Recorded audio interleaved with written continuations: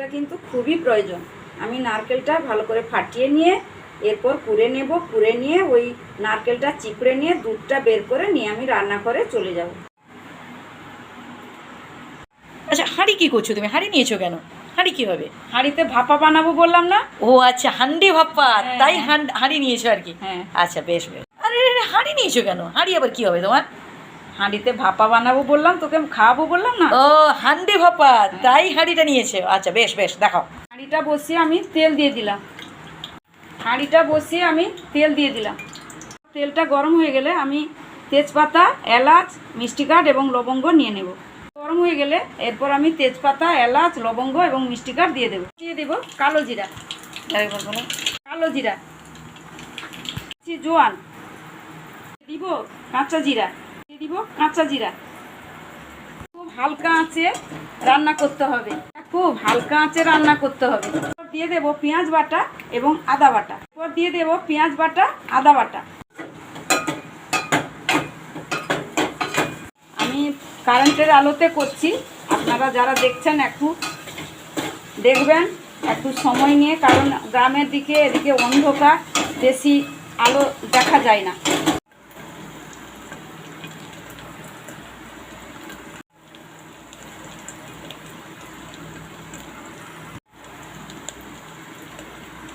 এরপর দিয়ে দেবো লঙ্কা গুঁড়া, এরপর দিয়ে দেবো লঙ্কা গুঁড়া,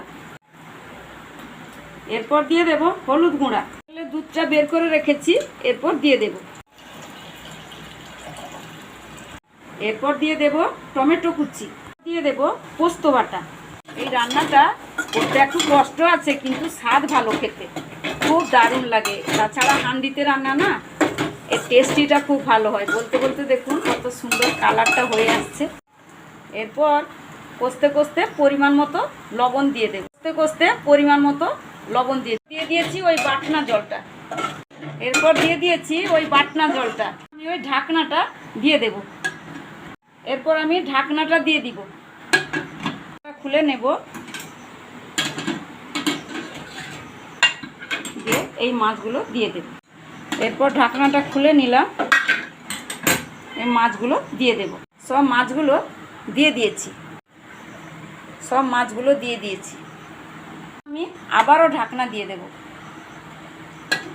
আমি আবারও ঢাকনা দিয়ে দিব। খুলে দেখবো কেমন হয়েছে। কি সুন্দর সুন্দর ফুটছে, কত সুন্দর। এরপর আমি ঢাকনাটা খুলে দেখব কেমন হয়েছে। তাই দারুণ হয়েছে।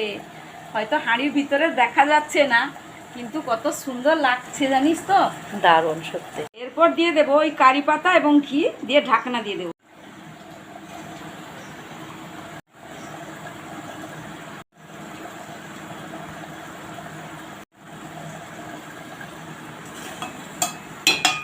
আমি 5 মিনিটের জন্য ঢাকনাটা দিয়ে দেব। এরপর খুলে দেখি তো কেমন হয়েছে। দারুণ হয়েছে, খুব সুন্দর হয়েছে। বন্ধুরা, এই খুব কম গ্যাসে আপনারা গ্যাস কমিয়ে রান্না করবেন, ধরে ধরে রান্না করতে হবে। এইভাবে রান্না করে খাবেন আপনারা, টেস্টিটাও ভালো লাগবে। আর ভালো থাকবেন, সুস্থ থাকবেন। টাটা।